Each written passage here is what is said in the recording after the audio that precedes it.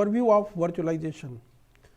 I am Dr. Rajiv Mishra, working as professor in the Department of Computer Science and Engineering at Indian Institute of Technology, Patna. So, the contents of this lecture as follows: introduction to virtualization, benefits of virtualization, types of virtualization, and virtualization layer with hypervisor in specific. So, let us review the computer organization, which is the basic background needed to study virtualization. So, in the computer organization, what we have seen or known is there are major components of computer organizations such as CPU, which is called central processing unit, often considered as the brain of the computer, and this particular unit is responsible to execute the instructions which are stored in the memory. So, here you can see in the figure on the right side. So, this is the central processing unit, and it takes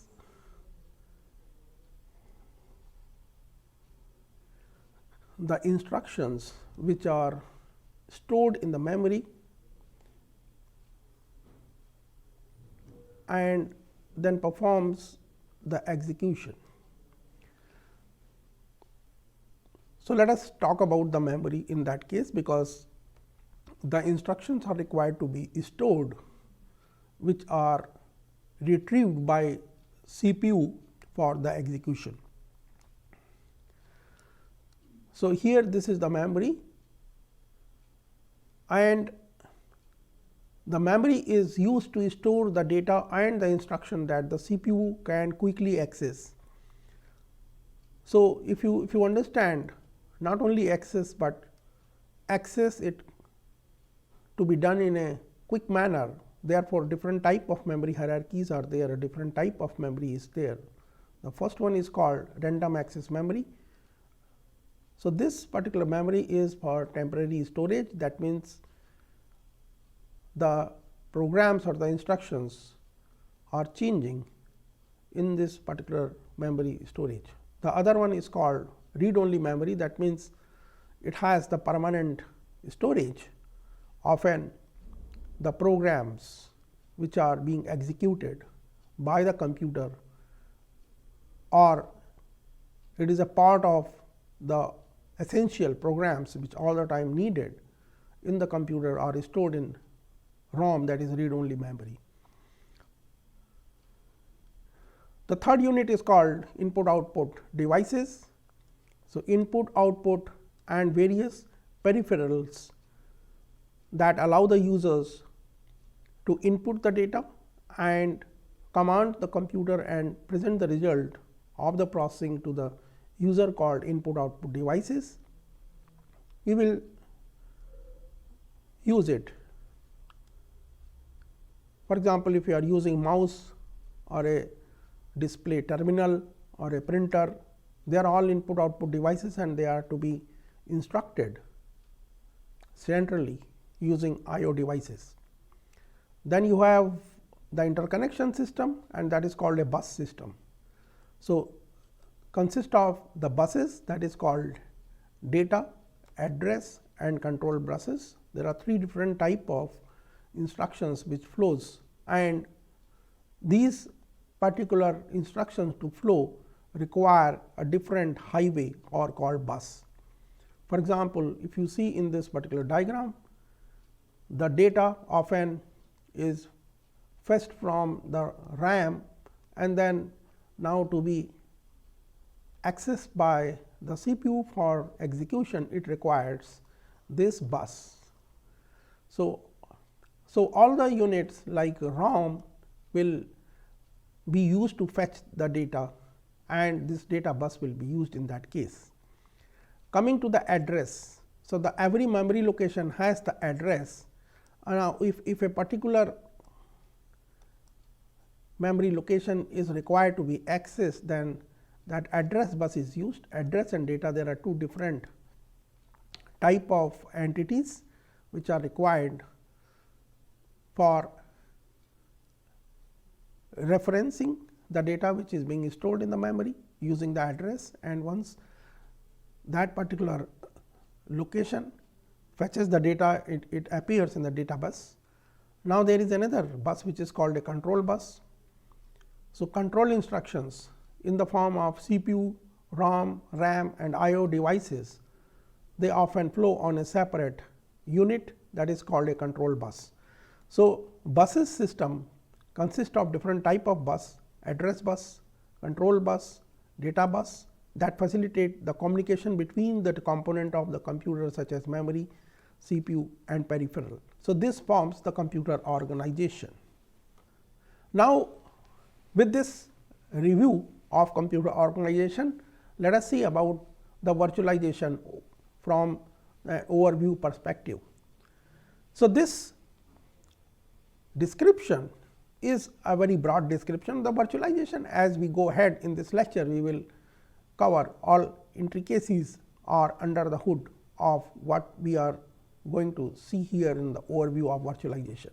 So, virtualization, it refers to the abstraction of physical components into a logical objects.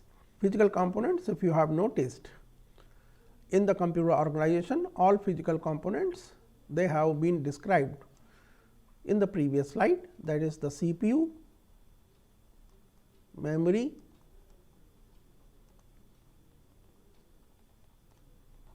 etc. They are all physical components. So, virtualization will refers to the abstraction of physical component into the logical or the virtual objects.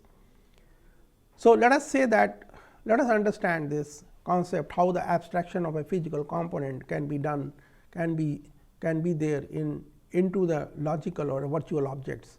So, components like processing unit, that is the CPU, storage, memory, networking, operating system, all components in its physical form, they can be virtualized and then may be turned into the virtual objects. So, this particular technology which converts or which refers this abstraction of physical objects into the virtual objects is virtualization. So, virtualization is an umbrella term for technologies and concept to provide this abstract environment containing the virtual computing resources such as virtual OS, virtual hardware to run the application. Together, you can form a machine vis-a-vis a physical machine, that is called a virtual machine using virtual objects. So, virtual machine is an isolated duplicate of a real machine which uses the logical or a virtual objects. Now, coming to the history of virtualization. So, virtualization was initially developed during the mainframe long back by IBM, and CMS mainframes were the first system to introduce the hardware virtualization and the enabler technology, that is called the hypervisors. These systems able to run multiple operating system at the same time provided a backward compatible environment that allowed the customer to run the previous version of their application. So, from there the virtualization has grown so big. Now, it has been essential part in today's computing environment. So, let us see what are the different problems with non-virtualized system, and this becomes the motivation for the development of virtualization, which has grown so big as of today. So, some of the problem with the non-virtualized systems are, first is that if the system is non-virtualized, then the first problem is resource underutilization. That is, non-virtualized system often lead to inefficient use of resources available with the physical computer such as CPU, memory, I/O, operating system and so on. Why? Because dedicated machines or the servers may not fully utilize their processing power, memory, storage capacity, because they are dedicated to the specific tasks or the application. Second problem is in the non-virtualized system is isolation and security. Now, without virtualization, different applications on the workload run on separate physical servers. Because of isolation and security, they cannot coexist in the same. This particular lack of isolation pose security risk and vulnerable in one application, or the workload may affect the others. Therefore, a separation or a separate physical servers for different dedicated applications are needed. This is again a problem of a non-virtualized system. Hardware dependency, that is non-virtualized system are tightly coupled with a specific hardware configuration. For example, here you can see that this is the Windows machine. That means, this particular machine is running the Windows operating system and all its applications. The second machine is fully dedicated with Ubuntu operating system, and related applications are running over here. Solaris is the third machine. So, they are all hardware dependent environment where these kind of machines are running. So, this non-virtualized system tightly coupled with the specific hardware configuration, and this dependency can make it difficult to migrate the application between different hardware platform without significant effort. Limited flexibility is again another problem with non-virtualized system. That means, lack of virtualization limits the flexibility to allocate, reallocate resources dynamically. Now, high infrastructure cost is again a problem for non-virtualized system. Maintaining separate physical server for each application or service can result in a higher infrastructure cost. Now, difficult disaster recovery is another problem in a non-virtualized system. Disaster recovery in a non-virtualized environment can be complex and time consuming. Now, limited mobility, that is the application in a non-virtualized environment, are often tied to specific physical servers. So, these are the major problems with the non-virtualized system, that often it is problematic in the environment where the loads have varying resource requirements in time, and servers require its own set of hardware which may be underutilized most of the time, or creating the backups and restoring services often involves lengthy manual processes and downtime, and lacks the mobility, makes it challenge to move the application between the server for load balancing and hardware maintenance. These are all problems with non-virtualized system we have so far seen. Now, coming to the benefit of virtualization, what benefits virtualization will bring into the system. The first important benefit is about the consolidation. This figure shows about the consolidation. Instead of having non-virtualized file server running on a dedicated server, print server running on a dedicated physical machine, email servers running on a dedicated physical machine, database running on a physical machine, or a web server running on a physical machine. Instead of running 5 different machines, physical machines, to run 5 different type of applications, instead of doing this, let us consolidate into one server, but that should be the virtualized server. One virtualized server is good enough to run all 5 different type of server applications, and this is called the consolidation. So, what benefit it is going to get, that we are going to understand here in this particular slide. This concept is called consolidation. So, virtualization allows multiple virtual machines to run on a single physical server that you have seen on the right side. So, thereby it will optimize the hardware utilization, reducing the number of physical servers needed. With the server consolidations, the organization can achieve the cost savings by requiring a fewer number of physical machines or the servers and associated hardware components. Virtualization enables dynamic allocation of resources, allowing for better utilization of CPU, memory and storage based on workload demands.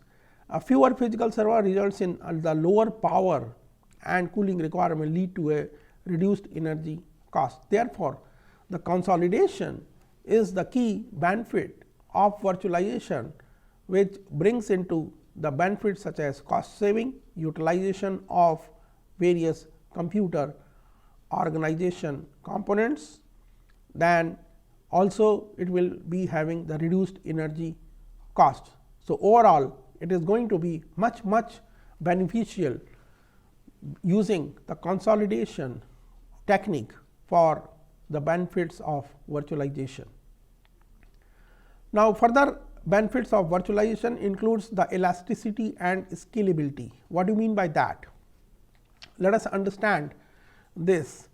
There are two types of scaling, that is capacity building. One is called vertical scaling, where you are increasing the CPU power by replacing the machine with a newer machine or adding more memory, that is physical memory, called vertical scaling. Horizontal scaling is that you do not replace it, rather you keep on adding more and more such components. So, there are two different components shown. You can see here in this particular figure. To understand, you can see that this is the smaller machine, you have replaced it with the larger machine, yet it is replaced with a much higher capacity larger machines. As you are growing over the time, this is called the virtual or vertical scaling. On the other hand, horizontal scaling goes like this: whatever machines you are running, keep as it is, and if you require more CPU memory, so you keep on adding more, instead of replacing you keep on adding, and this is called the elasticity, and scalability allows this. So, virtualization simplifies the process of scaling the resources by adding or removing the virtual machines as needed, providing the flexibility to meet the challenges. Virtual machines can be provisioned dynamically and rapidly, allowing the faster deployment of the newer applications. Enhanced reliability. Now, if you see the snapshot and cloning, so virtualization facilitates the creation of a snapshot and the clones of virtual machines, simplifying the backup and the recovery process. It also provides the benefit which is called high availability, that is virtualization often include the feature like live migration, automatic failover, ensuring minimal downtime in the event of the hardware failure. So, thereby automatically doing all that processes in the event of failure, managing the reliability, that is called high availability. Similarly, snapshot and cloning is also giving us the enhanced reliability. These are more benefits of virtualization. Further benefits of virtualization, that is when we say that consolidation. So, multiple applications, many applications can coexist and they can run without interfering with each other. That is the feature of virtualization called isolation. So, isolation of workload. So, virtual machines are isolated from each other, providing a level of security, preventing the impact of one workload on the other. Virtualization enables the creation of isolated test environment that closely mimic the production system, facilitating efficient development and testing processes and reducing the risk of conflicting with the production system. Meaning to say that the isolation allows to coexist multiple type of virtual machines running together without interfering each other, and therefore, using isolation it provides the security and preventing the impact of workload on the others. So, without affecting these workloads which are running together, this particular feature of virtualization is called isolation. So, to summarize, the virtualization involves abstraction, partitioning of physical resources into the virtual resources, enabling greater flexibility, resource optimization, and efficient management of the infrastructure. These are all benefits.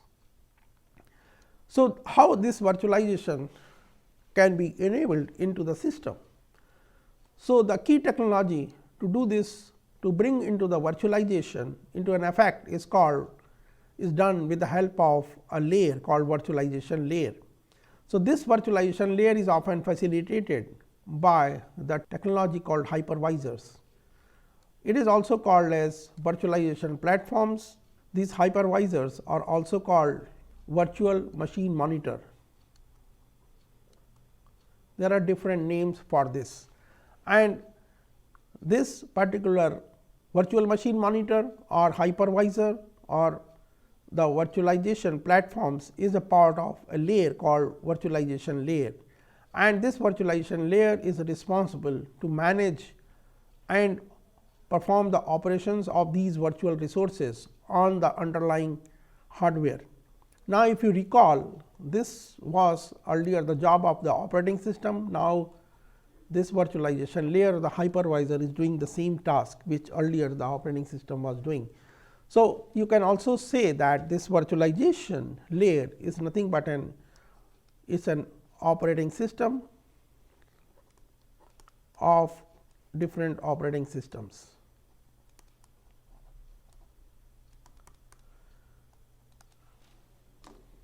So, virtualization, let us see with respect to the conventional infrastructure. Now, some example of a physical resources and their corresponding virtual resources in the virtualization is briefly summarized here in this particular slide. Now, if you have the physical server, that means this particular physical server has an equivalent abstraction in the virtualization called virtual resources, or it is also called the virtual machine. So, here you have a physical machine, on the other hand equivalent is called virtual machines. So, physical servers are abstracted into the virtual machines, each running its own. So, this is called, let us say, physical machine, and this is called the virtual machine.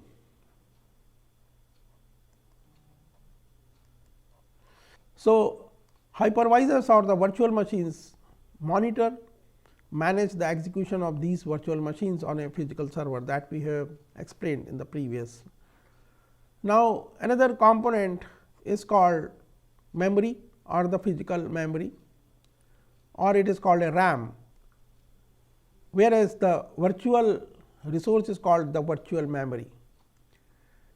Now, this virtualization of physical memory into the virtual memory provides this memory to the virtual machine. The physical RAM is partitioned and assigned to the virtual machines as virtual memory, and each virtual machine believes it as dedicated portion of the memory, even though it is sharing the physical RAM with other virtual machines.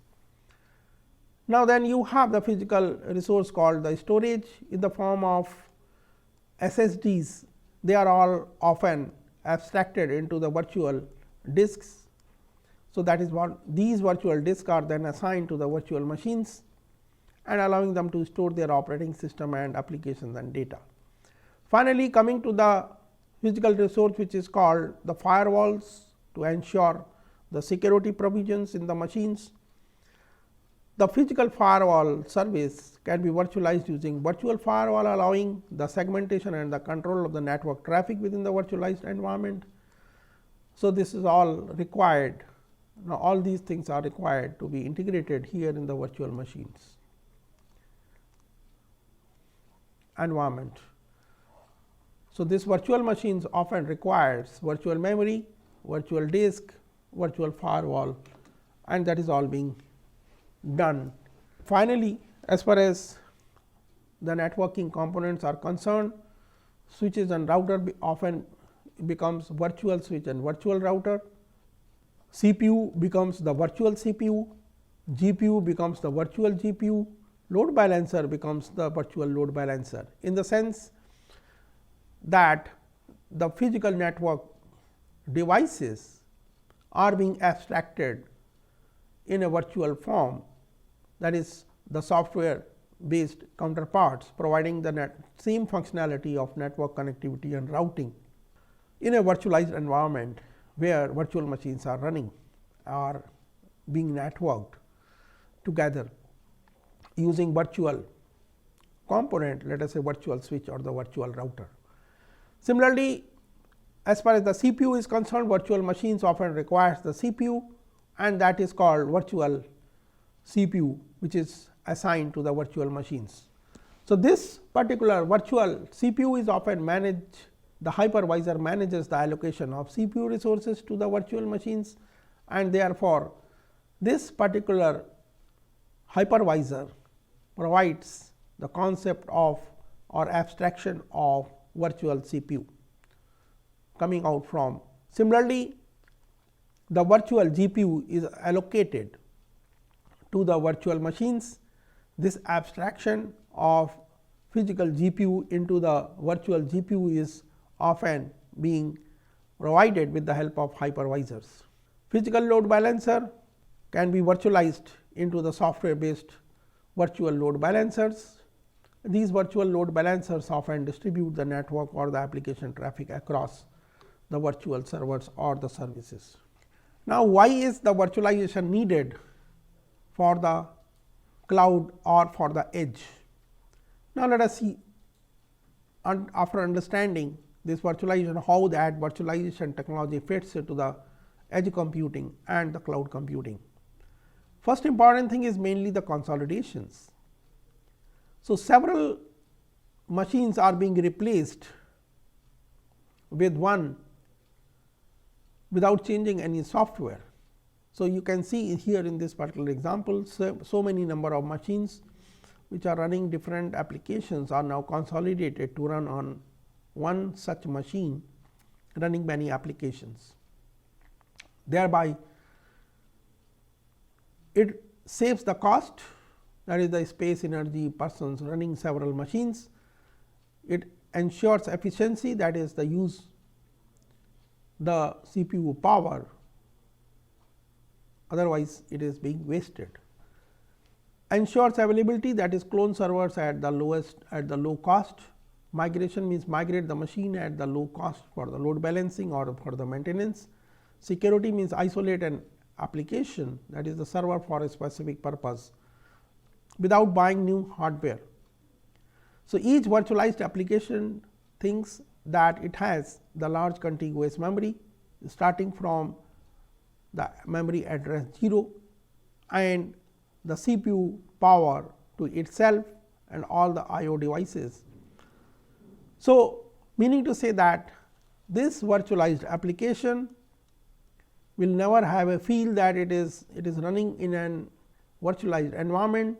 It will feel as if it is owning the entire hardware for running that application. Virtualization reference model. Virtualization is a broad concept that refers to the creation of a virtual version of something, whether hardware, software, environment, storage or the network. In a virtualized environment, there are three major components: guest, host and virtualization layer. The guest represents the system component that interacts with the virtualization layer rather than with the host as would normally happen. The host represents the original environment where the guest is supposed to be managed. The virtualization layer is responsible for recreating the same or a different environment where the guest will operate. Such a general abstraction finds different applications and then implementations of virtualization technology. For example, in this particular figure, you can see this is the guest, this is the virtualization layer and this is the position of the host. So, the host represents the original environment where the guest is supposed to be managed. So, the guest represents the system component that interacts with the virtualization layer rather than the host directly. So, you can see below this guest is called virtualization layer. So, virtualization layer is responsible for recreating the environment where the guest will operate. Virtualization reference model with reference to the hardware virtualization. So, here we can see the continuum of the previous slide, that the guest virtualization layer and the host, for example, for the hardware virtualization. So, the host in the hardware virtualization becomes the physical hardware, physical storage, physical networking, and the guest for the hardware virtualization becomes the virtual image, applications, and so on. So, such a general abstraction finds different applications and then implementations of the virtualization technology. The most intuitive and popular is represented by the hardware virtualization, which also constitutes the original realization of virtualization concepts.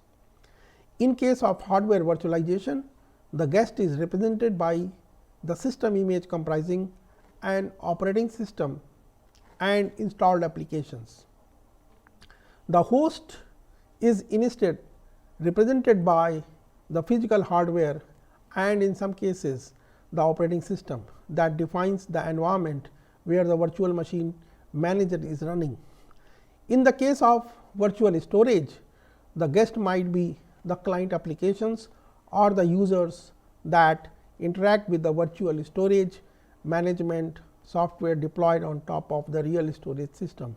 The case of virtual networking is also similar. The guest application and users interact with the virtual network, such as the virtual private network VPN, which is managed by the specific software called VPN client using the physical network available on the node. VPNs are useful for creating the illusion of being a different physical network and thus accessing the resources in it which would otherwise not be available. Virtualization, a technique for multiple applications operating system. Virtualization allows simultaneous execution of multiple operating systems and their applications on the same physical machine. So, in this particular example, you can see this is the physical machine. Now, this particular physical machine allows the multiple execution of virtual machines, and this allows in turn the multiple operating system called guest operating system will be running on the same physical hardware. So, virtual resources means that each operating system, that is the guest operating system, thinks that it owns the hardware resources. Virtual machine is operating system plus the applications running plus the virtual resources. Virtualization layer means the management of physical hardware performed by the virtual machine monitor or the hypervisor. So, hypervisor is a part of virtualization layer. So, virtual machine monitor is also called as hypervisor, provides the environment which is identical with the original machine to the virtual machines. Programs show at worst only a minor decrease in the speed. Virtual machine monitor is in complete control of system resources. The goals are fidelity, performance, system safety, and isolation. So, the figures show the life cycle of the domain as defined in libvirt documentation. Libvirt is an virtualization API toolkit to manage virtualized platforms. A node is a single physical machine, and hypervisor is a layer of software allowing to virtualize a node in a set of virtual machines with possibly different configurations than the node itself. A domain is an instance of an operating system or a subsystem in case of container virtualization running on a virtualized machine provided by the hypervisor. States of domain. First is called undefined. So, this is the baseline state, no knowledge about the domain in known because the domain has not been defined or created yet. defined or the stopped. So, the domain has been defined, but it is not running. This state is also called stopped state. Only persistent domain can be in this particular state. When a transient domain is stopped or shut down, it ceases to exist. Running. The domain has been created and started either as transient or persistent domain. Domain in this state is being actively executed on the node's hypervisor. Paused. The domain execution on the hypervisor has been suspended. Its state has been temporarily stored until it is resumed. The domain does not have any knowledge whether it was paused or not. If you are familiar with the processes in the operating system, this is quite similar. Saved, similar to the paused state, but the domain state is stored to a persistent storage and it does not notice that any time has passed. Virtual machine interaction.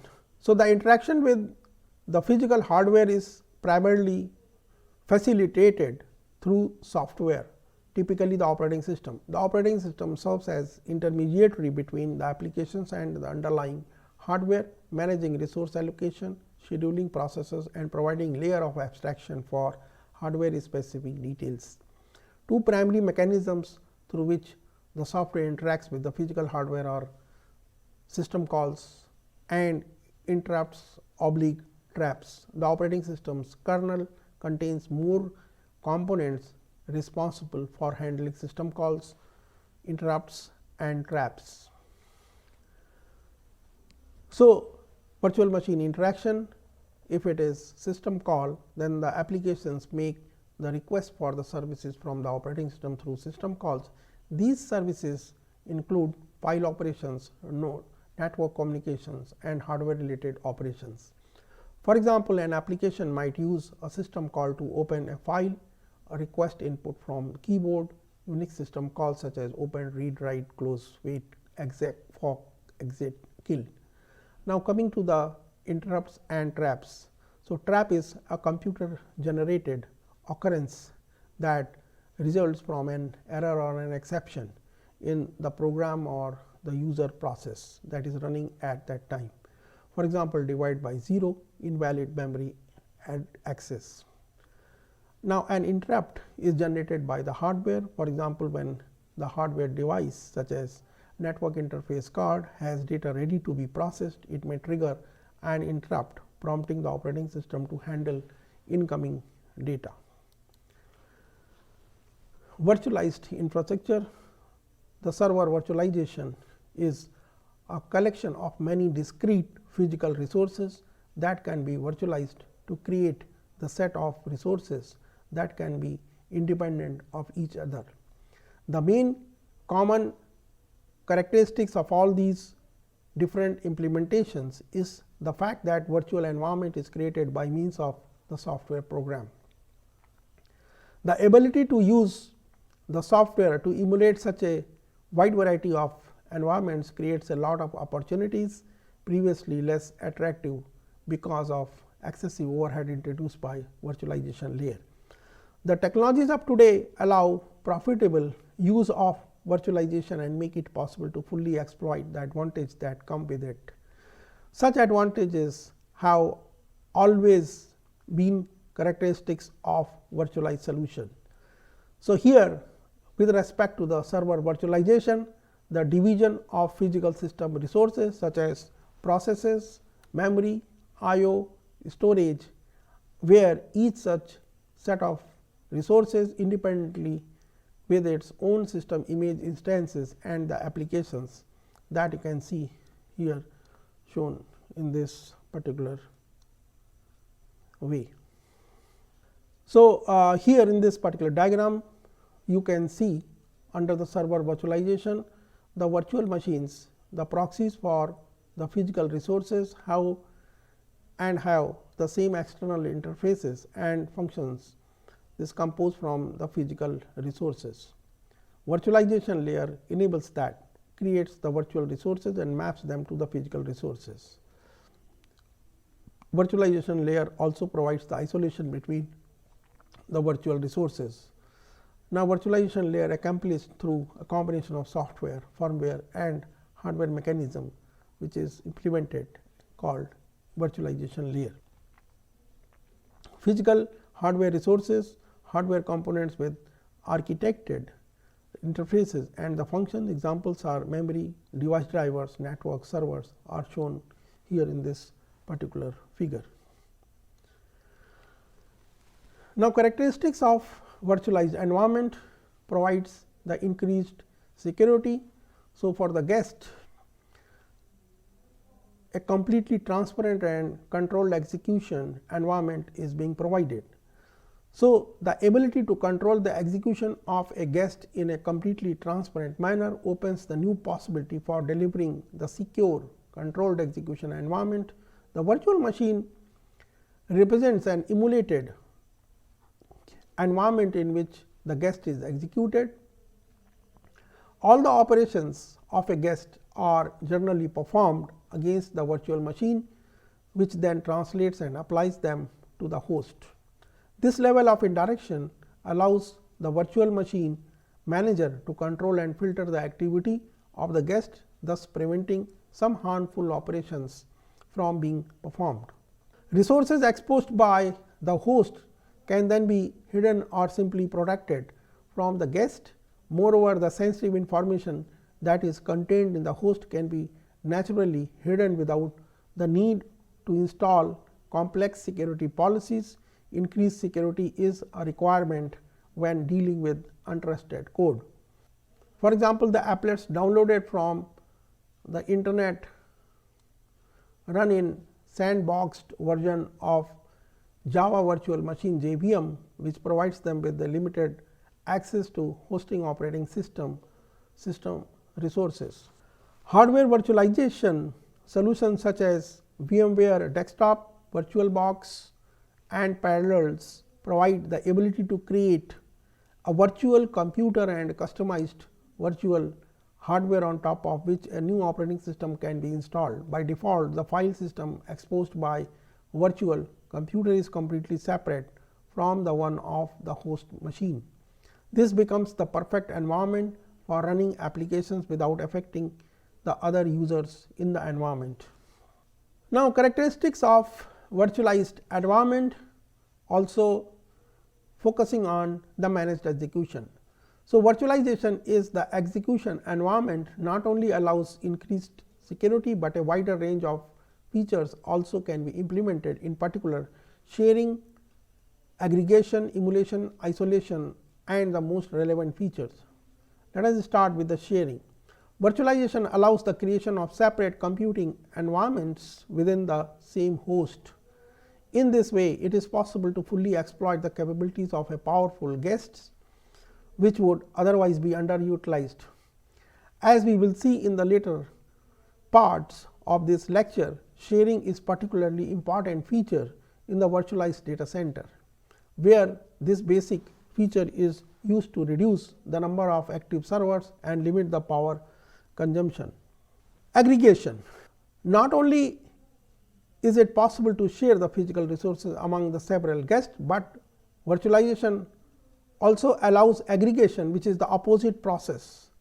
A group of separate hosts can be tied together and represented to the guest as a single virtual host. This function is naturally implemented in the middleware for distributed computing, with a classical example represented by cluster management software, which harnesses the physical resources of a homogeneous group of machines, representing them as the single resource. Emulation. Guest programs are executed within an environment that is controlled by virtualization layer, which ultimately is a program. This allows for controlling and tuning the environment that is exposed to the guest. For instance, a completely different environment with respect to the host can be emulated. thus allowing the execution of guest programs requiring specific characteristics that are not present in the physical host. This feature becomes very useful for testing purposes, where a specific guest has to be validated against different platforms of architecture, and a wide range of options is not easily accessible during the development.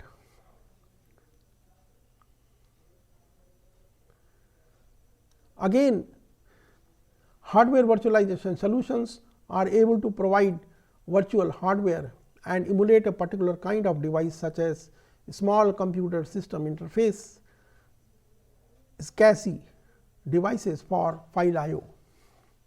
Without the hosting machine having such hardware installed, old and legacy software that does not meet the requirement of the current system can be run on emulated hardware without any need to change the code.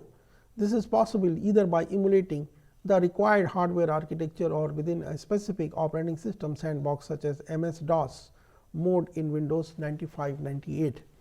Another example of emulation is an arcade game emulator that allows us to play arcade on a normal personal computer. Isolation virtualization allows guests, whether they are operating systems, applications, or other entities, with a completely separate environment in which they are executed. The guest programs performs its activity by interacting with the abstraction layer, which provides access to the underlying resources. Isolation brings several benefits. For example, it allows multiple guests to run on the same host without interfering with each other. Second, it provides a separation between host and the guest. The virtual machine can filter the activity of the guest and prevents harmful operations against the host. Besides these characteristics, another important capability enabled by virtualization is performance tuning.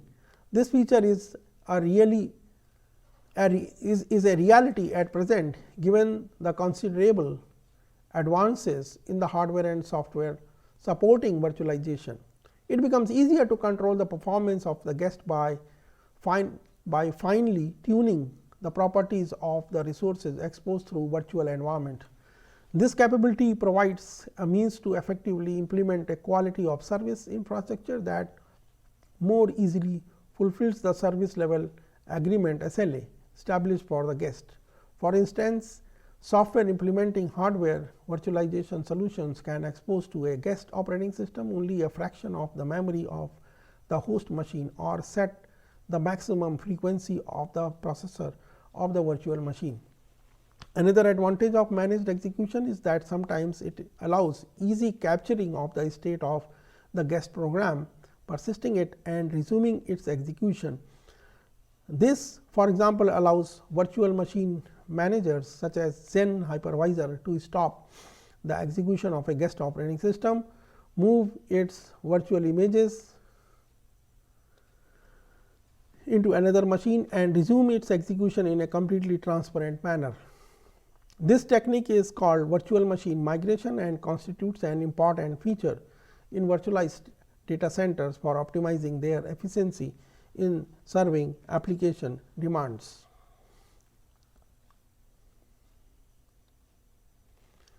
Portability. The concept of portability applies in different ways according to the specific type of virtualization considered.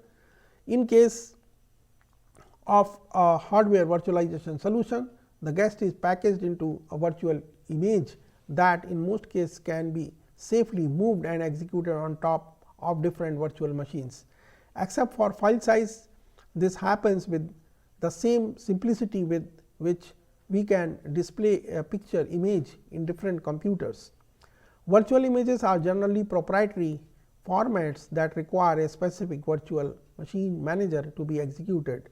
In case of a programming level virtualization, as implemented by JVM or .NET runtime, the binary code representing application components, jars or assemblies can be run without any recompilation in any implementation of the corresponding virtual machine. This makes the application development cycle more flexible and application deployment very straightforward. One version of the application in most cases is able to run on different platforms with no changes. Finally, the portability allows having your own system always with you and ready to use as long as the required virtual machine manager is available. This requirement is in general less stringent than having all the applications and services you need available to you. Any techniques that are a classification of these techniques helps us better understand their characteristics and use. See this particular figure. The first classification discriminates against the service or the entity that is being emulated. Virtualization is mainly used to emulate execution environment, storage and network. Among these categories, execution virtualization constitutes the oldest, most popular and most developed area. Therefore, it deserves major investigation and further characterization. In particular, we can divide these execution virtualization techniques into two major by considering the type of host they require. Process level techniques are implemented on top of the existing operating system, which has full control of the hardware. System level techniques are implemented directly on the hardware and do not require a minimum of support from the existing operating system. Within these two categories, we can list various techniques that offer guests a different type of virtual computation environment, bare hardware, operating system, services, resources, low level programming language and application binaries. Execution virtualization includes all techniques that aim to emulate an execution environment that is separate from one hosting the virtualization layer. All these techniques concentrate their interest in providing support for execution of the programs, interest on providing support for execution of the programs, whether these are the operating system, the binary specification of a program compiled against an abstract machine model or an application. Therefore, execution virtualization can be implemented directly on top of the hardware by operating system, an application or the libraries dynamically or statically linked to an application image.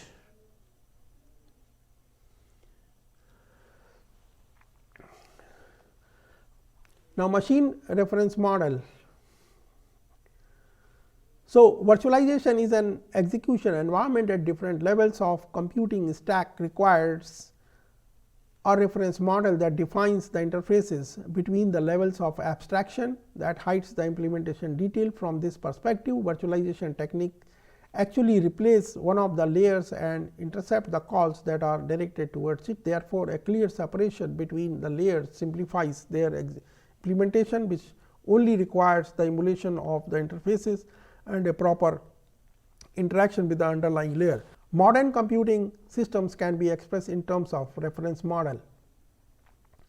So, here at the bottom layer, the model for the hardware is expressed in terms of instruction set architecture,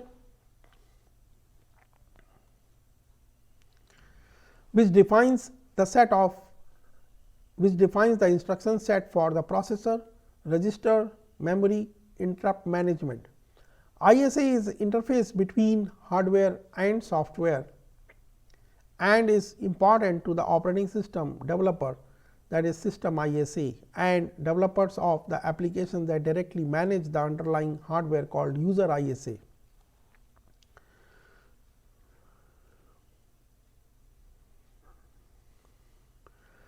The application binary interface ABI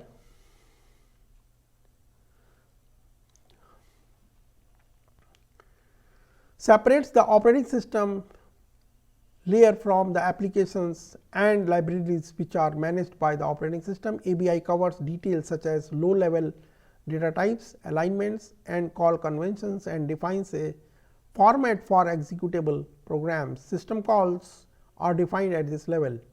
This interface allows portability of the applications and libraries across the operating systems that implement the same APIs. The highest level of abstraction is represented by the application program interface APIs, which interfaces applications to the libraries and or the underlying operating system. For any operation to be performed in the application level, API, ABI and ISA are responsible for making it happen. The high level abstraction is converted into the machine level instructions to perform the actual operation supported by the processor. The machine level resources such as processor, register, main memory capacities are used to perform the operations at the hardware level of the CPU.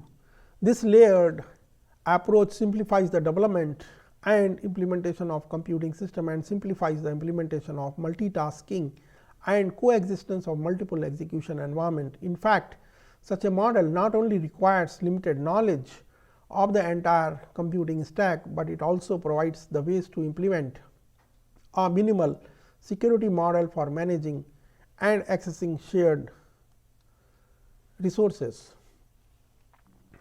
Execution virtualization. For this purpose, the instruction set exposed by the hardware has been divided into different security classes that define who can operate with them. The first distinction can be made between the privileged and non-privileged instructions. Non-privileged instructions are those instructions that can be used without interfering with each other task because they do not access the shared resources. This category contains, for example, all floating, fixed point and arithmetic instructions. Privileged instructions are those that are excluded under specific restrictions and are mostly used for sensitive operations which expose behavior sensitive or modify control sensitive the privileged state. For instance, behavior sensitive instructions are those that operate on input output, whereas control sensitive instructions alter the state of CPU registers. Some types of architecture features more than one class of privileged instructions and implement a finer control of how these instructions can be accessed.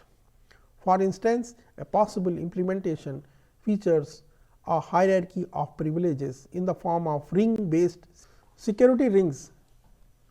So, security rings and privilege modes provide different levels of access and control. The most common implementation of security rings and privileged modes is found in x86 architecture.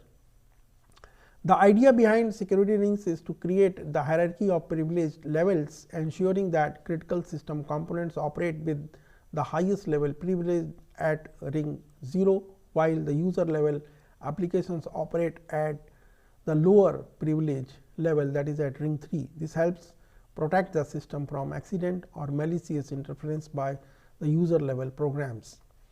So, here in this particular ring 0 is the most privileged level, that you can see is the most privileged level, and ring 3 in the least privileged level. Ring 0 is used by the kernel of an operating system. Ring 1 and ring 2, ring 1 and ring 2 are used by the operating system level services, and ring 3 is used by the users.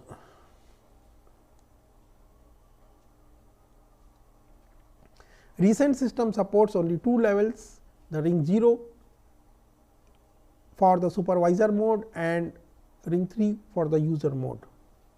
So, security rings are also known as protection rings or privileged levels, define different levels, different layers of access and control in a computer system. Traditionally, these rings are numbered 0 to 3, with 0 the most privileged and 3 the least privileged. So, ring 0 is the kernel mode,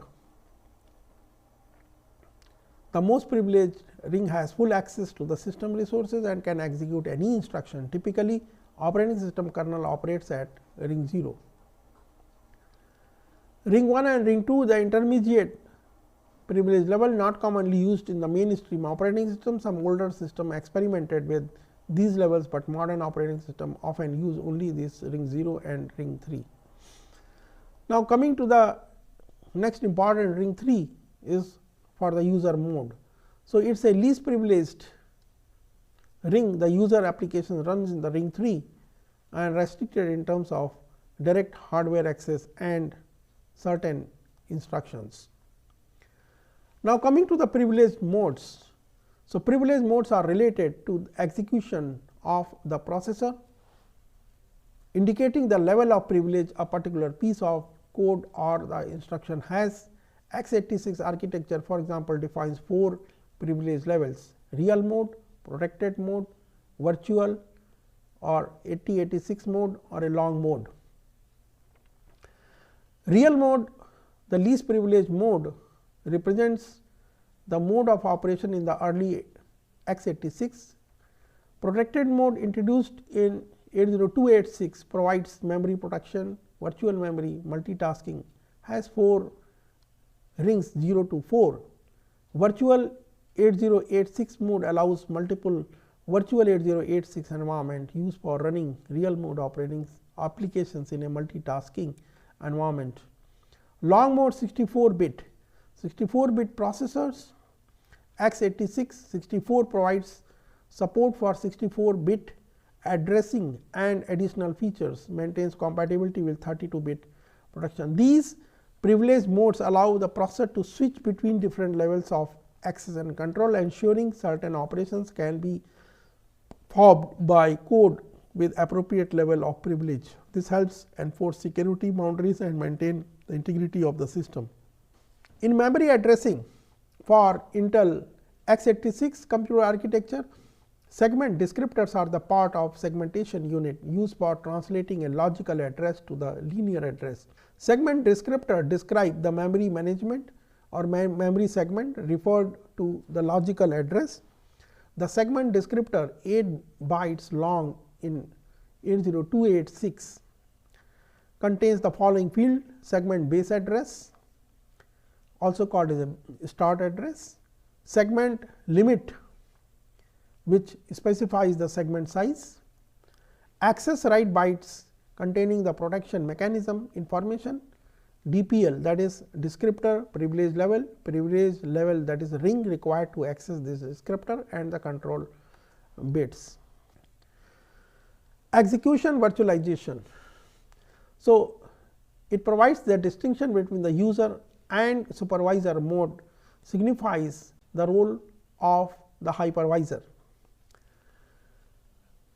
Now, hypervisor runs in supervisor mode, and division between the privileged and non-privileged instruction makes challenging design for virtual machine managers. Sensitive instructions execute in the privileged mode required supervisor mode to avoid traps. Without this assumption, it is possible to fully emulate and manage the status of the CPU for the guest operating system. It is not true for original ISA. Allows 17 sensitive instructions to be called in the user mode, prevents multiple operating systems managed by single hypervisor to be isolated from each other, since they access the privileged state of the processor and change it. Recent implementation of ISA, that is Intel VT and AMD Pacifica, solved this problem by redesigning such instructions as privileged one. In hypervisor managed environment, all the guest or OS will run in the user mode in order to prevent it from directly accessing the status of the CPU. If there are sensitive instructions that can be called in the user mode, it is no longer possible to completely isolate the guest operating system. So, all the current systems support at least 2 different execution modes, supervisor and user mode.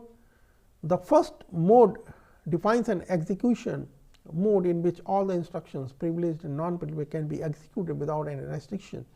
This mode is also called master or kernel mode and is generally used by the operating system to perform sensitive operations on hardware level resources. In the user mode, There are restrictions to control the machine level resources. If code running in the user mode revokes the privileged instructions, hardware interrupts occurs and trap the potentially harmful execution of the instruction. Despite this, there might be some instructions that can be invoked as the privileged instruction under the some conditions as non-privileged instruction under other conditions. Now, the distinction between the user and the supervisor mode allows us to understand the role of the hypervisor and why it is called that. Conceptually, the hypervisor runs above the supervisor mode, and from there the prefix hyper is used. In reality, hypervisors are run in supervisor mode, and the division between the privileged and non-privileged instruction has posed the challenges in designing virtual machine managers. It is expected all the sensitive instructions will be executed in a privileged mode, which requires supervisor mode in order to avoid traps. Without this assumption, it is impossible to fully emulate and manage the status of the CPU for the guest operating systems. Unfortunately, this is not true for the original ISA, which allows 17 sensitive instructions to be called in the user mode.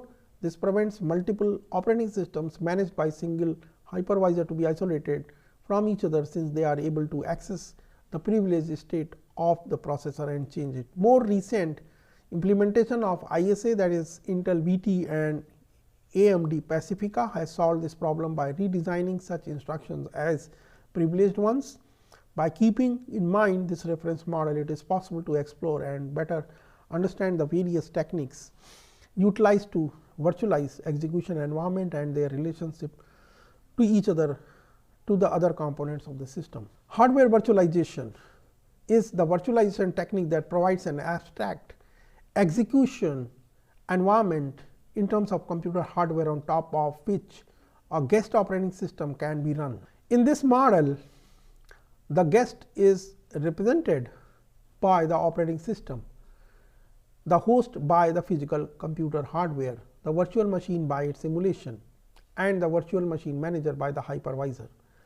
The hypervisor is generally a program or a combination of hardware and software that allows in abstraction of the underlying hardware level virtualization, also called system virtualization, since it provides ISA to virtual machine, which is the representation of the hardware interface of a system. This is to differentiate it from the process virtual machine, which expose ABIs to the virtual machine.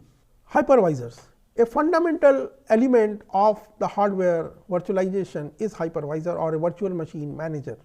So, it creates a hardware environment in which guest operating systems are installed. There are two major types of hypervisor, type 1 and type 2. Type 1 hypervisors can run directly on top of the hardware, therefore, they take the place of the operating system and interact directly with the ISA interface exposed by underlying hardware, and they emulate this interface in order to allow the management of the guest operating systems. This type of hypervisors is also called the native virtual machine, since it runs natively on the hardware. Type 2 hypervisors require the support of an operating system to provide virtualization service. This means that they are the programs managed by the operating system, which interacts with it through ABIs and emulate the ISA of the virtual hardware for guest operating system. This type of hypervisor is also called hosted virtual machine, since it is hosted within an operating system. Type 1 hypervisor, unmodified operating system, is running in the user mode, but it thinks it is running in the kernel mode, that is virtual kernel mode, privileged instruction traps. Then hypervisor is the real kernel. Upon trap, executes the privileged operations or emulates what the hardware would do. For example, VMware ESXi or Microsoft Hyper-V. Type 1 hypervisor example.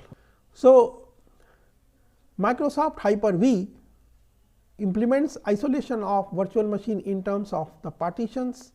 A partition is a logical unit of isolation supported by the hypervisor in which each guest operating system executes. There must be at least one parent partition in the hypervisor instance running a supported version of the Windows. A parent partition creates child partition which hosts the guest operating systems. Child partitions are created using hypercall APIs, which is an application programming interface exposed by Hyper-V.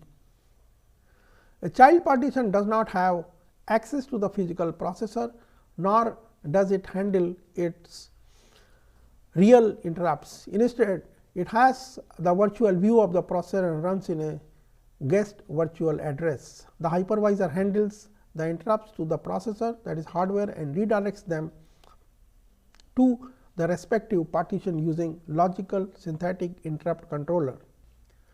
Child partition do not have direct access to the hardware resources, but instead a virtual view of the resources in terms of virtual devices.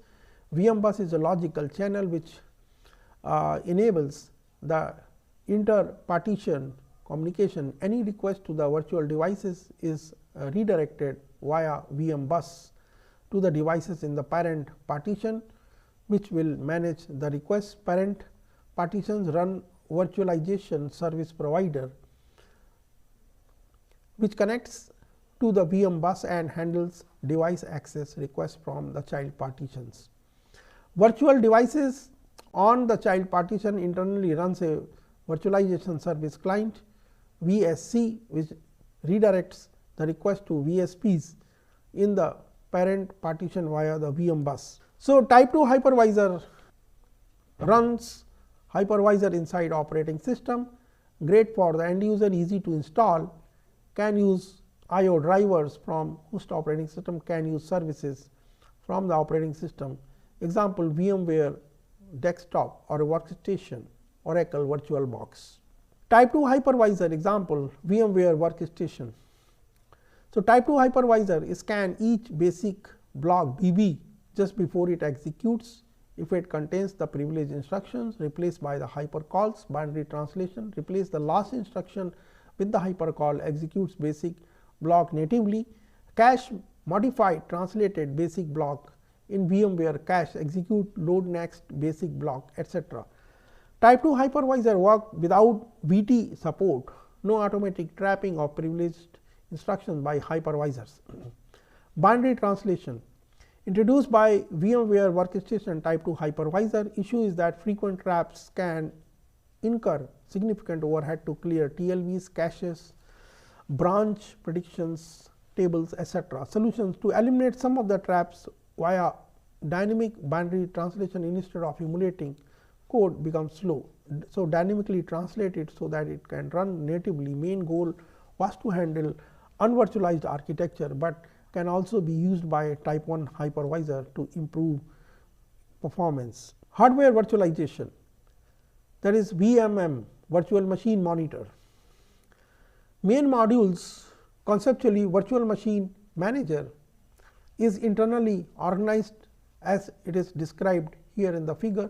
Three main modules: dispatcher, allocator and interpreter coordinate their activities in order to emulate the underlying hardware. The dispatcher constitutes the entry point of the monitor and reroutes the instructions issued by the virtual machine instance to one of the other two modules. The allocator is responsible for deciding system resources to be provided to the virtual machine. Whenever a virtual machine tries to execute an instruction that results in changing the machine resources associated with that virtual machine, the allocator is invoked by the dispatcher. The interpreter module consists of interpreter routines. These are executed whenever virtual machine executes a privileged instruction. Trap is triggered and corresponding routine is executed.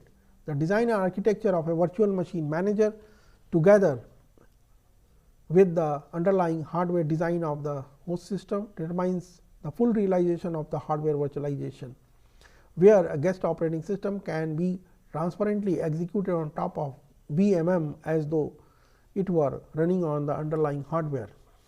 So, the criteria that need to be met by the virtual machine manager to efficiently support virtualization was established by Goldberg and Popek in 1974. Three properties have to be satisfied. The first one is called equivalence, second is the resource control, third one is efficiency.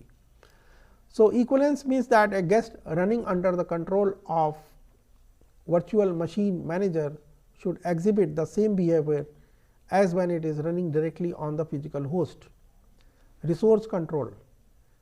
The virtual machine manager should be in the complete control of a virtualized resource, that is called resource control. Efficiency. Statistically dominant fraction of machine instructions should be executed without intervention from virtual machine manager. So, the major factor that determines whether these properties are satisfied is represented by the layout of ISA of host running a virtual machine manager. Popek and Goldberg provides a classification of the instruction set and propose 3 theorems that define the properties that hardware instructions need to satisfy in order to efficiently support the virtualization. So, the theorem says that the classification of instruction set and propose 3 theorem that define the properties that the hardware instruction need to satisfy in order to support efficiently support virtualization. So, classification of IS: privileged instructions, then control sensitive instructions, behavior sensitive instructions. These are the criteria which are established by Goldberg and Popek in 1974 theorem. Hardware. So, theorem 1: for any conventional third generation computer, a virtual machine manager or a monitor may be constructed if the set of sensitive instruction for that computer is subset of the set of privileged instructions.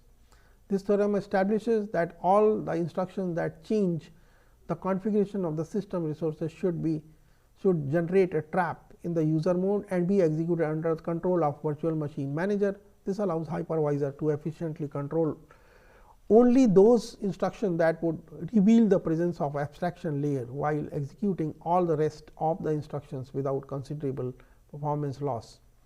The theorem always guarantees the resource control property when the hypervisor is in most privileged mode, that is ring 0.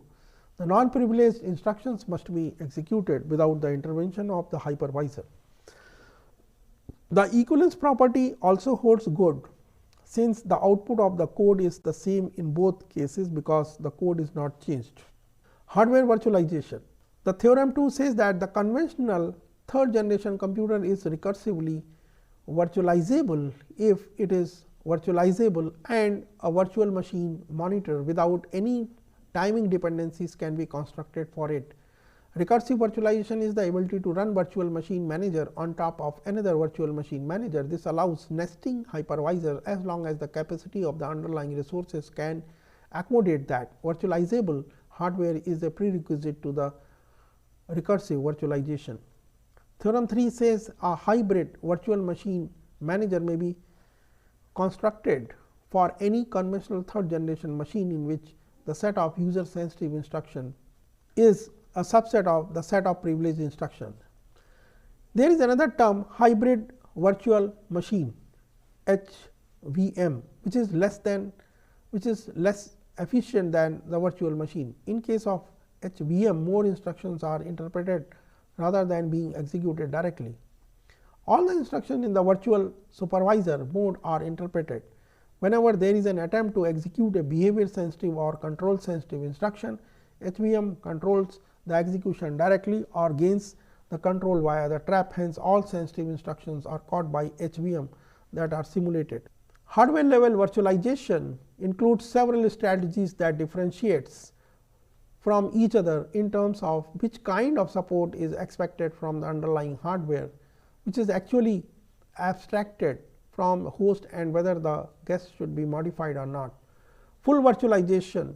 Full virtualization refers to the ability to run the program, most likely an operating system, directly on top of the virtual machine and without any modification as though it were run on raw hardware. To make this possible, virtual machine managers are required to provide complete emulation of the underlying hardware. The principal advantage of full virtualization is complete isolation, which leads to enhanced security, ease of emulation of different architecture and coexistence of different systems on the same platform, where as it is desired goal for many virtualization solutions, full virtualization poses important concern related to the performance and technical implementation. A key challenge is the interception of privileged instructions such as I/O instructions. Since they change the state of the system of the resources exposed by the host, they have to be contained within the virtual machine manager. A simple solution to achieve the full virtualization is to provide a virtual environment for all the instructions, thus posing some limit on performance. A successful implementation and efficient implementation of full virtualization is obtained with a combination of hardware and software, not allowing potentially harmful instructions to be executed directly on the host. This is what is accomplished through hardware assisted virtualization. So, hardware assisted virtualization, this term refers to a scenario in which the hardware provides architectural support for building a virtual machine manager able to run the guest operating system in complete isolation. This technique was originally introduced in the IBM System 370. At present, examples of hardware assisted virtualization are extension of x86 64-bit architecture introduced with the Intel VT, formerly known as Wonderpool, and AMD 5, formerly known as Pacifica. These extensions, which differ between two vendors, are meant to reduce the performance penalties experienced by emulating x86 hardware with hypervisors. Before introduction of the hardware assisted virtualization, software emulation of x86 hardware was significantly costly from the performance point of view. The reason for this is by the design of x86 architecture did not meet the formal requirement introduced by Popek and Goldbach, and early products were using binary translation to trap some sensitive instructions and provide the emulated version. Products such as VMware Virtual Platform, introduced 1999 by VMware, which pioneered the field x86 virtualization, was based on this technique. After 2006, Intel and AMD introduced processor extension and a wide range of virtualization solutions took advantage of them. Kernel based virtual machine, KVM, VirtualBox, Zen, VMware Hyper-V, Sun, XVM, Parallels, and others. Para-virtualization is not transparent virtualization solution that allows implementing thin virtual machine managers. Para-virtualization techniques expose a software interface to the virtual machine that is slightly modified from the host, and as a consequence guests need to be modified. The aim of para-virtualization is to provide the capabilities to demand the execution of the performance critical operation directly on the host, and thus preventing performance losses that would otherwise be experienced in a managed execution. This allows a simpler implementation of a virtual machine manager that have to simply transfer the execution of these operations, which were hard to virtualize directly to the host. To take advantage of such an opportunity, guest operating systems need to be modified and explicitly ported by remapping the performance critical operation through the virtual machine software interface. This is possible when the source code of the operating system is available, and this is the reason that para-virtualization was mostly explored in the open source and academic environment. Whereas this technique was initially applied in IBM VM operating system families, the term para-virtualization was introduced in the literature in Denali project at the University of Washington. This technique has been successfully used by Zen for providing virtualization solution for Linux based operating system, especially ported to run on Zen hypervisors. Operating systems that cannot be ported can still take advantage of para-virtualization by using ad hoc device drivers that remap the execution of critical instruction to the para-virtualization APIs exposed by hypervisor. Zen provides this solution for running Windows based operating system on x86 architectures. Other solutions using para-virtualization include VMware Parallels and some solutions for embedded and real-time environments such as Django, Wind River and Strat2M. Hardware virtualization, here can see both type 1 type 2 hypervisor work on unmodified operating systems. Para-virtualization modify the operating system kernel to replace all sensitive instructions with the hypercalls. OS behaves like a user program, making the system calls hypervisor executes the privileged instructions operations invoked by the hypercalls. Partial virtualization. Partial virtualization provides a partial emulation of the underlying hardware, thus not allowing the complete execution of the guest operating system in complete isolation. Partial virtualization allows many applications to run transparently, but not all features of the operating system can be supported, as happens with the full virtualization. An example of partial virtualization is address space virtualization used in timeshare system. This allows multiple applications and systems to run concurrently in a separate memory space, but they still share the same hardware resources, disk, processor and network. Historically, partial virtualization has been an important milestone for achieving full virtualization, and it was implemented on experimental IBM M44/44X. Address space virtualization is a common feature of a contemporary operating system. It is fairly simple to schedule against physical processors when virtual machines each have the single virtual processor and there are plenty of physical cores to go around. VMware and Microsoft can send the workloads to the first physical core that is available. Now, the trick, challenge and opportunity problem that really comes into the play when you have multiple virtual CPUs inside virtual machines. So, when virtual machine VMware reintroduced a virtualization into the market, handling a single CPU wasn't a big issue. However, a bigger workloads call for more processors, and therefore, in order to scale, a new way to schedule CPU cycles against any given processor core was necessary. This is where gang scheduling comes into the play. VMware, drawing upon the methods generated by old Unix technology such as gang scheduler approach. What this means is, in basic terms, is when multi V CPU machine requires processor time, all of the V CPUs are grouped together and scheduled to perform work against the physical core. This is done in order to streamline the process and attempts to keep the process synchronized. In other words, like networking, we don't like the lots of packets arriving out of turn. On a balanced load balanced network, the same instance is assumed in the VMware CPU scheduling process.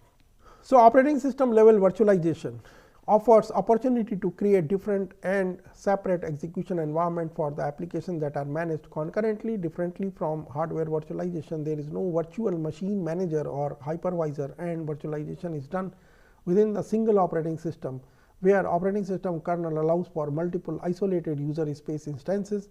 The kernel is also responsible for sharing the system resources among the instances and for limiting the impact of instances on each other.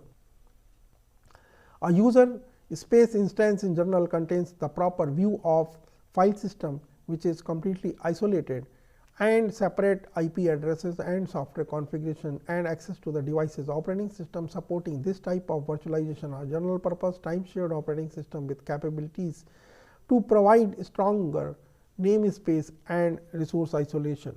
So, virtualization technique can be considered an evolution of chroot mechanism in Unix system. Chroot operation changes the file system root directory for a process and its children to a specific directory. As a result, the process and its children cannot have access to other portion of the file system than accessible under the new root directory, because Unix system also expose devices as part of the file system. By allowing this method, it is possible to completely isolate the set of processes. Following the same principle, operating system level virtualization aim to provide separated and multiple execution containers for running the applications. Compared to the hardware virtualization, this strategy imposes little or no overhead because applications directly use the operating system calls and there is no need for emulation. There is no need to modify the application to run on them, nor to modify any specific hardware, as in case of the hardware assisted virtualization. On the other hand, operating system level virtualization does not expose the same flexibility of the hardware virtualization, since all the user space instances must share the same operating system. This technique is an efficient solution for server consolidation scenarios in which multiple application servers share the same technology, operating system, application server framework and other components. When different servers are aggregated into one physical server, each server is run in a different user space completely isolated from others. Example of the operating system level virtualization are FreeBSD, Jails IBM logical partition, Solaris Jones, containers, parallels and so on. The services offered by these technologies differ and most of them are available on Unix based system and some of them are Solaris, Open, VZ allows for different versions of same operating system to operate concurrently.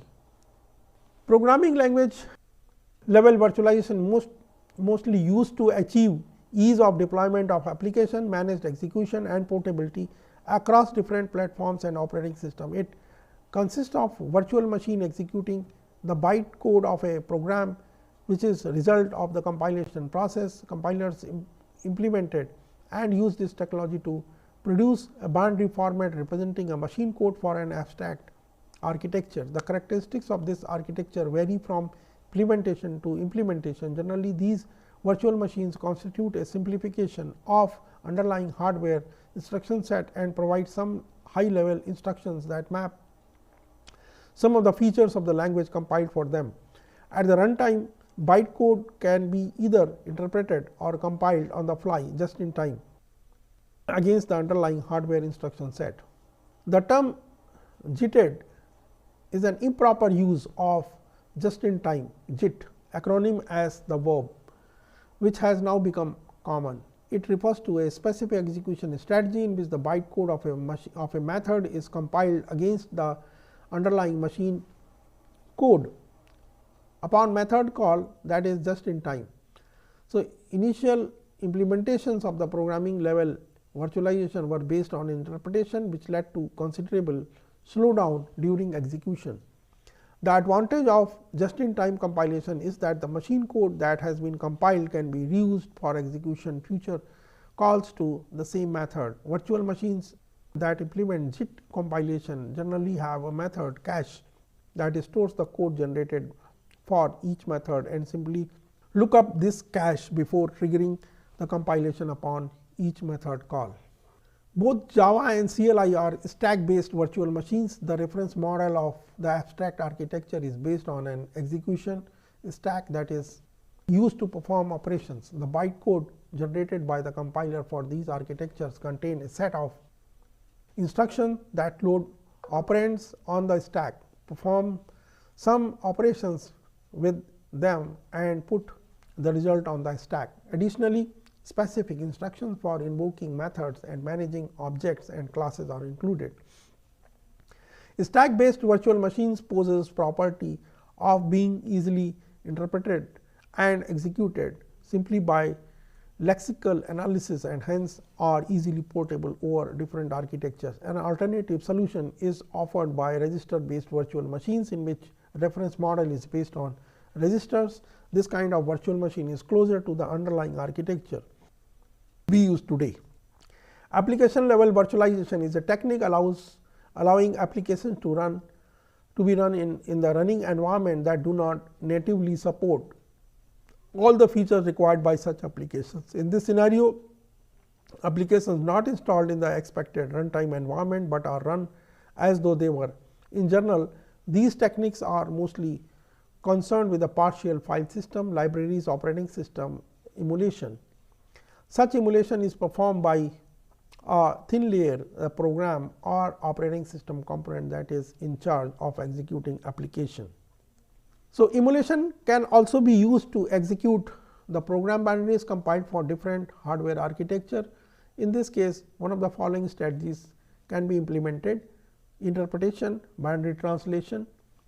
So, interpretation, in this technique, every source instruction is interpreted by emulator by executing native ISA instruction, leading to a poor performance. Interpretation has minimal startup cost, but a huge overhead since each instruction is emulated. Binary translation: in this technique, every source instruction is converted to a native instructions with equivalent functions. After a block of instructions is translated, it is cached and reused. Binary translation has a large initial overhead cost, but over time it is subject to better performance since previously translated instruction blocks are directly executed. Application virtualization is a good solution in case of missing libraries in the host operating system. In this case, a replacement library can be linked with the application, or a library call can be remapped to the existing functions available in the host system. Another advantage is that in this case, a virtual machine manager is much lighter since it provides a partial emulation of the runtime environment compared to the hardware virtualization. Moreover, this technique allows incompatible applications to run together compared to the programming level virtualization, which works across all applications developed for that virtual machine. Application level virtualization works for a specific environment. It supports all applications that run on top of the specific environment. Desktop virtualization abstracts the desktop environment available on a personal computer in order to provide access to it using the client server approach. Desktop virtualization provides the same outcome of hardware virtualization, but serves a different purpose. Similarly to hardware virtualization, desktop virtualization makes accessible a different system as though it were natively installed on a host, but this system is remotely stored on a different host and accessed through network connection. Moreover, the desktop virtualization addresses the problem of making the same desktop environment accessible from everywhere. Although the term desktop virtualization strictly refers to the ability to remotely access the desktop environment, generally the desktop environment is stored in a remote server or a data center that provides the high availability of infrastructure and ensures the accessibility and persistence of the data. In this scenario, an infrastructure supporting the hardware virtualization is fundamental to provide access to the multiple desktop environments hosted on same server. A specific desktop environment is stored in a virtual machine image that is loaded and started on demand when the client connects to the desktop environment. This is a typical cloud computing scenario in which the user leverages the virtual infrastructure for performing the daily tasks on this computer. The advantage of desktop virtualization: high availability, persistence, ability, and ease of management. The basic services of remotely accessing the desktop environment are implemented in software components such as Windows Remote Services, VNC, X Server infrastructure. For desktop virtualization based on cloud computing solutions include Sun Virtual Desktop Infrastructure VDI, Parallels Virtual Desktop Infrastructure VDI, Citrix, Gen Desktops, and others. Storage virtualization is the system administration practice that allows decoupling the physical organization of the hardware from its logical representation. Using this technique, users do not have to be worried about a specific location of the data, which can be identified through using a logical path. Storage virtualization allows us to harness a wide range of storage facilities and represent them under a single logical file system. There are different techniques for storage virtualization, one of the most popular being network based virtualization by means of storage area network SAN. SANs use a network accessible device through a large bandwidth connection to provide storage facilities. Network virtualization combines hardware appliances and specific software for the creation and management of virtual network. A network virtualization can aggregate different physical networks into a single logical network, that is external network virtualization, or provide network-like functionality to an operating system partition, internal network virtualization. The result of external network virtualization is generally a virtual LAN, VLAN. A VLAN is an aggregation of the hosts that communicate with each other as though they were located under the same broadcast domain. Internal network virtualization is generally applied together with the hardware and operating system level virtualization, in which guests obtain a virtual network interface to communicate with. There are several options for implementing internal network virtualization. The guest can share the same network interface of the host and use network address translation (NAT) to access the network, and the virtual machine manager to emulate and install on the host an additional network device. Together with the driver or the guest can have a private network only the guest. Network function virtualization (NFV) is the technology that leverages virtualization to consolidate the heterogeneous network devices onto the industry standard high volume server, switches and storage. Relation to the software defined networks. So, NFV is a complementary to software defined network, as NFV can provide infrastructure on which SDN can run. NFV and SDN are mutually beneficial to each other, but not dependent. Network functions can be virtualized without SDN. Similarly, SDN can run without NFV. So, NFV comprises of network functions implemented in the software that run on virtualized resources in the cloud. NFV enables a separation the network functions which are implemented in the software from the underlying hardware. So, let us see the data center network. In data center network, we can see that there is a physical network security and control on the bottom side. You have the server team, you have the network team, and virtual network security, and this is connected through the virtual switch, and virtual switch is giving the connectivity to all the virtual machines running the application on over the guest operating systems. These virtual switches are further connected on the physical network, and it also provides the security here in this case. So, this particular diagram defines about all that things. So, let us see about the NFV architecture. So, NFV stands for network function virtualization, perform three key tasks. First is softwareization, virtualization and orchestration. NFV replaces costly dedicated and purpose built hardware with the generic servers that use software to provide a bunch of different virtualized network functions (VNFs). Virtualization is all about the software package that performs the specific function. We call this as VNF, virtual network function. This VNF is equivalent to the physical network and is capable of performing any network task, such as it can work as router, switch, HLR, MSC, SMSC, etc. It can potentially take any network function and decouple the network services from the hardware that deliver them. It also separates out the network functionality from the capacity. This means you can deploy a very small, relatively small, large or a very large capacity for any instance. You only need to increase licenses, compute and storage in order to increase or decrease capacity, and then you can take the capacity and increase, scale up, scale out or down. NFV uses virtual machines as the key building blocks where applications can be hosted. These virtual machines are having flexible capacity and can host any application.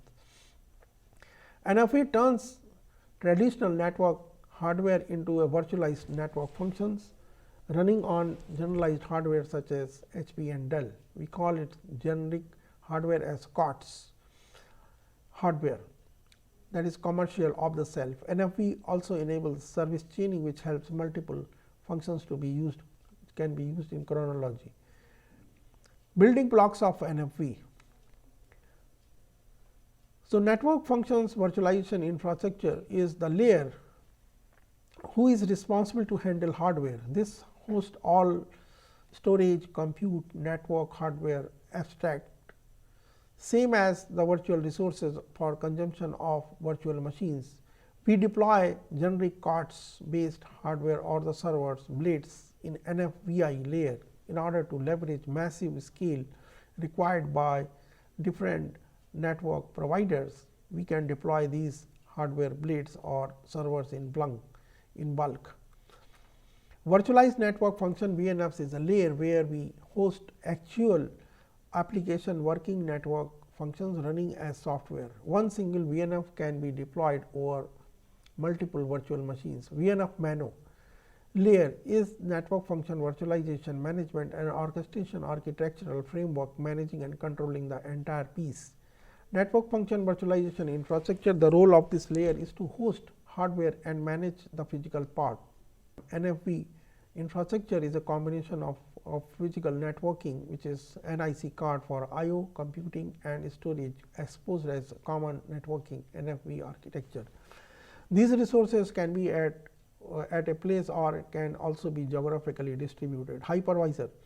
This layer also contains a critical component by name of the hypervisor, which is responsible for abstracting physical resources into the virtual resources. The virtualization layer sits above the hardware and abstract the resources so that they can logically partition and provided to VNF performing their specific network functions. Now, virtualized infrastructure manager VIM. On the other side, there is another component by name of VIM, also known as virtualized infrastructure manager. Role of VIM is to management control the NFVI. So, VIM also manages CAP reports and events of these to NFVI. Network function virtualization, on the other hand, is a network function using the software that is decoupled from underlying hardware. These virtualized network functions run inside virtual machines and are known as virtual network functions. One single virtual network function can be deployed over multiple virtual machines. For example, VSMC. VNF manager VNFM is responsible for the things related to FCAPs and management of VNFs, such as setting, monitoring and logging all kinds of faults, configuring the network element, collecting performance data, etc.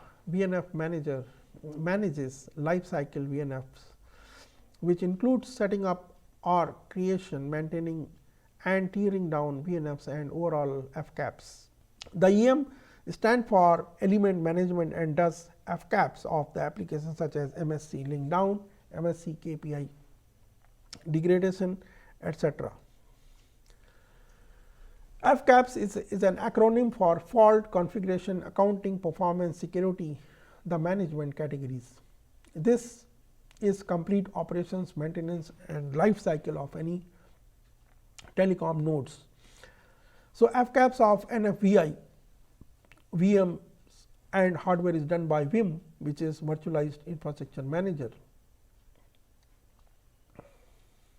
So, FCAPs of VNFs is done by VNF manager. FCAPs of telecom virtualized applications such as VMSC or VHR is done by EMs. NFV Mano, that is management and orchestration, this is also called NFVO or NFV orchestrator. This helps to standardize the functions of virtual networking to increase interoperability of software defined networking SDN elements. The NFVO performs the resource orchestration and network service orchestration. It is a central component of NFV based solution. It binds together different functions to create end-to-end resource coordinated service in an otherwise dispersed NFV environment.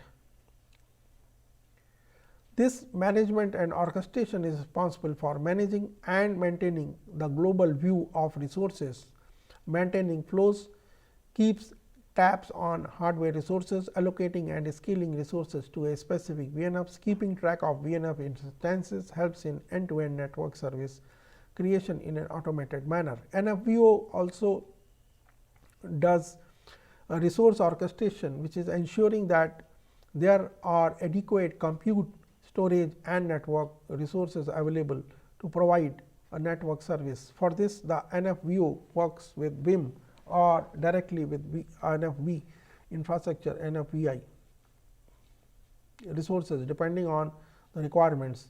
It has the ability to coordinate, authorize, release, engage NFVI resources independently of any specific Vim. It also provides the governance of VNF instances, sharing resources of the NFVI. So, typically there is one single orchestrator that oversees the whole NFV service. Why SDN along with NFV? But the another problem is network connectivity, where we need multiple things such as IP allocation, bandwidth allocation, policy opening, rerouting, changes to achieve end-to-end reachability and proceed with software testing. All this is not automated and it takes a lot of time to prepare design, perform changes in every router switch makes it through. So, in typical scenarios, this makes a fewer days or weeks to finish IP routing, enabling end-to-end reachability of all related links. SDN provides us here by making this routing, switching network flexible and programmable. So, software defined networking is the networking architecture that separates the control plane from the data plane and centralizes the network controller. So, conventional network architecture, the control plane and the data planes are coupled. Control planes is a part of network that carries the signaling and routing message traffic, where the data plane is the part of network that carries the payload data traffic. SDN architecture, the control and data planes are decoupled and the network controller is centralized.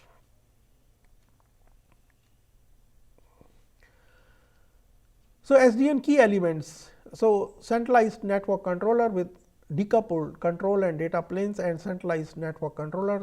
The network administrator can rapidly configure the network. Programmable open APIs. SDN architecture supports programmable open APIs for interface between SDN application and control layers, northbound interface. These open APIs that allows implementing various network services such as routing, quality of service, access control, etc. Standard communication interface called open flow. SDN architecture uses a standard communication interface between control and infrastructure layer, southbound interface. Open flow, which is defined by Open Networking Foundation (ONF), is broadly accepted SDN protocol for southbound interface. Open flow is a broadly accepted SDN protocol for southbound interface. With open flow, the forwarding plane of the network devices can directly accessed and manipulated. Open flow uses the concept of flows to identify network traffic based on the predefined match rules.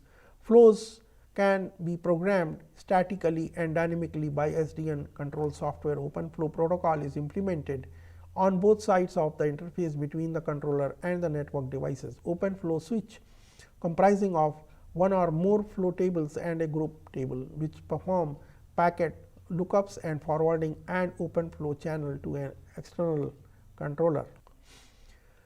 Now, virtualization and cloud computing, that is called VM migration. Virtualization plays an important role in cloud computing since it allows us for appropriate degree of customization, security, isolation, manageability that are fundamental for delivering IT services on demand. Virtualization technologies are primarily used to offer configurable computing environment and storage. Network virtualization is less popular, and in most cases it is a complementary feature which is naturally needed in build the virtual computing system. Particularly important is the role of virtual computing environment and execution virtualization technique. Among these, hardware and programming language virtualization are the techniques adopted in cloud and edge computing system.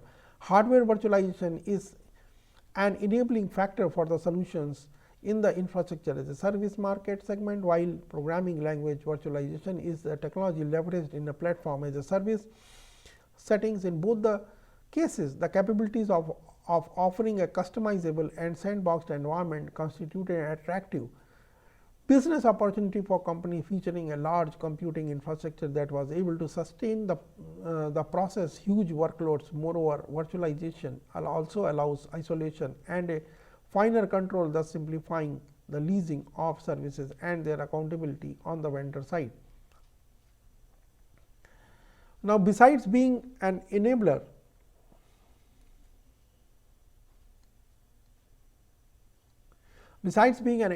for computation on demand, virtualization also gives the opportunity to design more efficient computing system by means of consolidation, which is performed transparently to the cloud computing service users. Since virtualization allows us to create isolated and controllable environment, it is possible to serve these environments with the same resources without them interfering with each other. If the underlying resources are capable, there will be no evidence of such sharing. This opportunity is particularly attractive when resources are underutilized, because it allows reducing the number of active resources by aggregating virtual machines over a smaller number of resources that become fully utilized. This practice is also known as server consolidation, while movement of virtual machine instances is called virtual machine migration. You can see here in the figure the virtual machine migration. Before migration, you can see on the server B there are 2 virtual machines running, and after migration you can see in the figure that server B is inactive, and it can save the power and many other cost effectiveness. So, because virtual machine instances are controllable, environment consolidation can be applied with a minimum impact, either by temporarily stopping its execution, moving its data to a new resources, or by performing a finer control and moving the instances while it is running. This second technique is known as live migration, and in general is more common to implement, but more efficient, since there is no disruption of the activity of virtual machine instances.